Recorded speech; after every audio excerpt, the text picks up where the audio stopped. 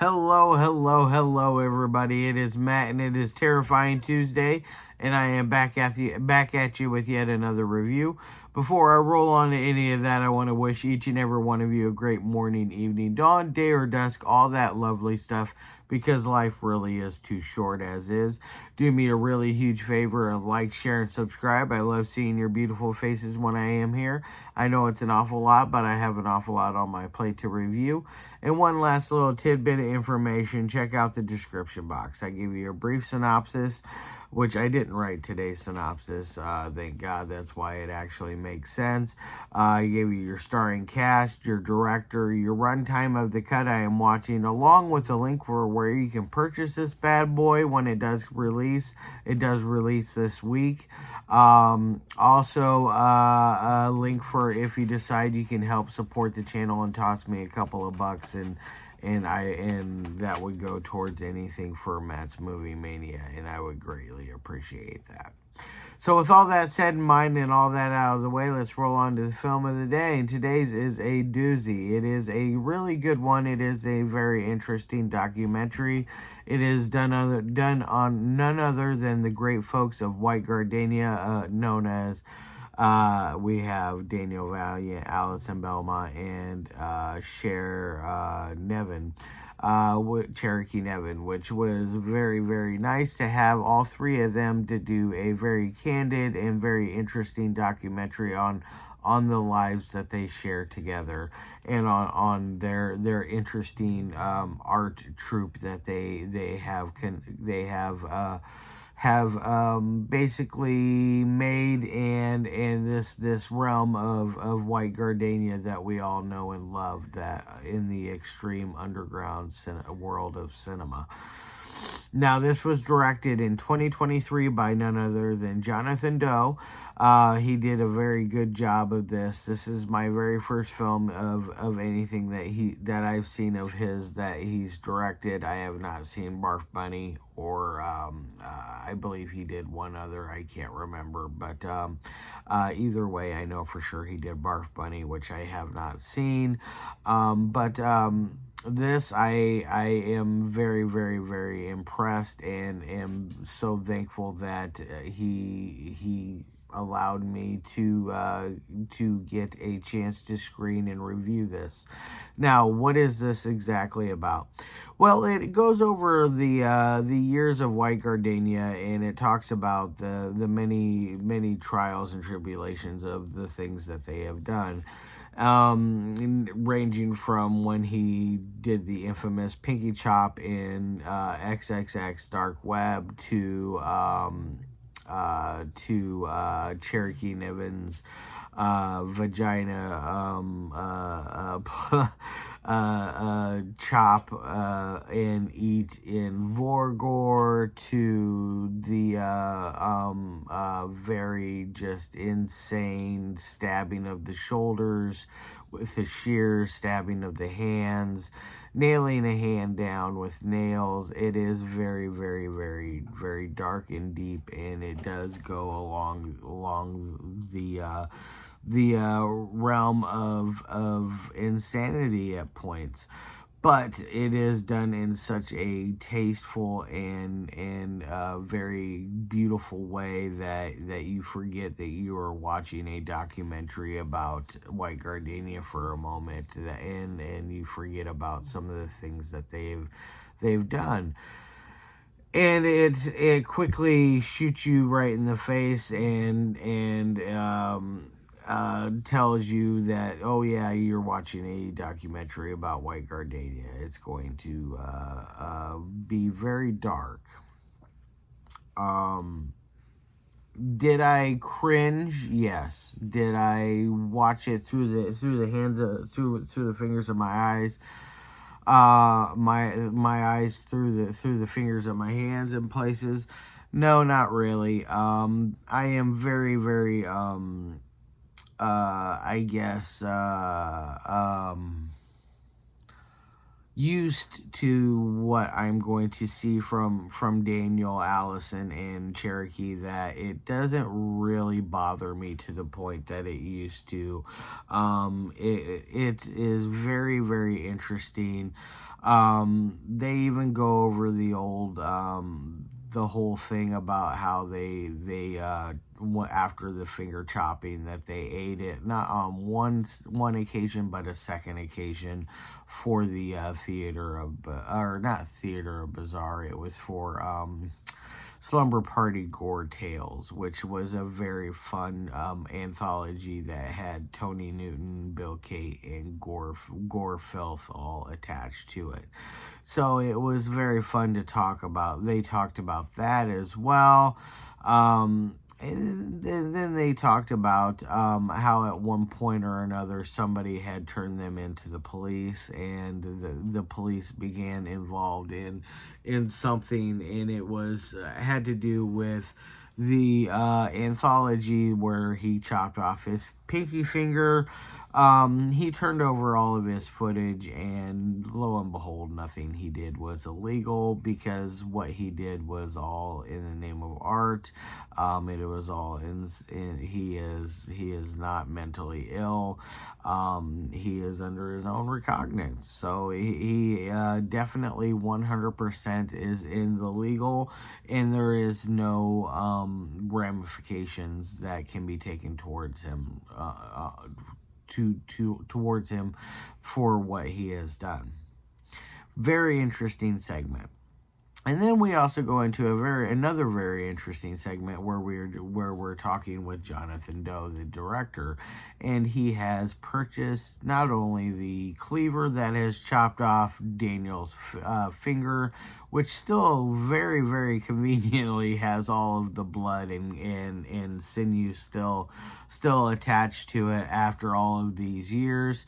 After I think it was a year or two ago, maybe two, maybe three at this point, but it's been a little bit since he's chopped off his finger, but it still had all the blood and all that still dried up and on it, so that was very cool.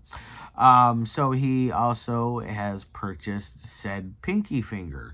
So now he is in possession in the pinky finger, and he then begins to inject it with formalin to help kind of not to rejuvenate the look, but to help preserve it for longer impact. And he goes over the fact that one of Daniel's very first swings, you can tell very, very clearly that he missed very far off the mark, and he chopped his finger very severely in a lower part of the finger, and missed his mark completely. But on all the other marks, he was successful, and he chopped off the pinky finger at the digit at the knuckle where he was intending to do. Now he eventually, after he is done injecting this with formalin, he then eventually puts it into a jar filled with formalin, and it passed the test of not floating, which shows that there is nothing gaseous or anything inside of it that'll make it float. So it is hopefully, fingers crossed, no pun intended, that it will stay preserved for years, many years to come, because it is not only a piece of cinema history, it is also extremely interesting. Yes, is it gross? Yeah, it is kind of gross, but it is still very, very cool. Would I personally own Daniel's severed finger? Yeah, of course I would, if I had the means. I think that would be kind of a cool little thing to be sitting back here in the back of Matt's Movie Mania, just chilling out, a little prop just for y'all to stare at. I think that would be kind of neat. But either way, it's a very, very cool documentary. I 100% recommend you guys, the fans of you that are of White Gardenia, check it out. You will get your taste of some of White Gardenia's real gore, fetish type stuff towards the end, not only throughout the film with clips of their old footage that has been spliced in and as they talk about it, but you also get a new piece of gore to be added at the end, and it is very, very cringe inducing. Did not make me want to tap out. It just made me want more. It was one of those things. I've seen Daniel do something extremely similar, so it was not like I was 100% cringe induced. Now there were things that involved fire that in it that involved heating up things with fire and making a candelabra that made me slightly nervous. But anytime fire is involved with anything, even if it's just heating up something, I do get nervous when it comes to something of that nature. Just because I would not want anything of that heat, especially what Cherokee was using was like a little miniature blowtorch thing. So it had a flame on it like that. Anything like that towards that area of my body would scare the hell out of me. But it is Daniel Valient, and Daniel is a trooper 100% out of, the guy is a gentleman. I absolutely love and adore Daniel, Allison, and Cherokee. I think all three of them are just amazing people. Now, on to the three things that I love my movies to meet. First, audio. Audio is very crisp, very clean. There is no weird bumps in the audio that don't make any sense, where you can't understand what is being said. So it's going to get an A+ on that end. So good job on that end for the audio. Now on to dialogue. Dialogue is always really interesting and fun in documentaries, especially of documentaries of this nature. I really think that there was a lot of very interesting things said on both sides of the camera, and it really makes you think even more about how the minds of Allison, David, and Cherokee really think. Are they completely mentally sane? I 100% think they are. I think they're just 100% devoted to their art. Granted, it is not art for everyone. Granted, it is self-mutilation at its finest, and it probably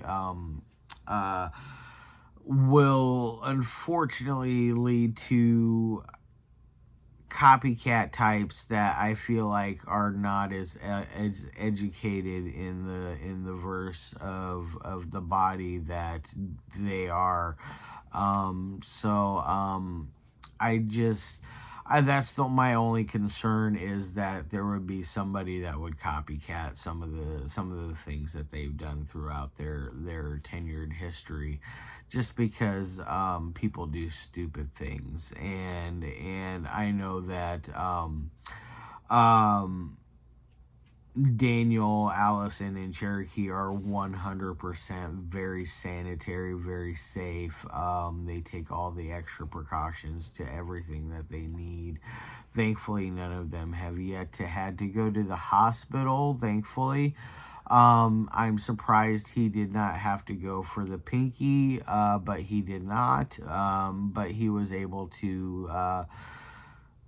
he's still here, and he has it's healed very nicely. It looks nice. So I think that the dialogue onto this, the things they say are very, very, very interesting, and it really helps you delve deeper into the minds of the White Gardenia and what it is and why it is they do what they do.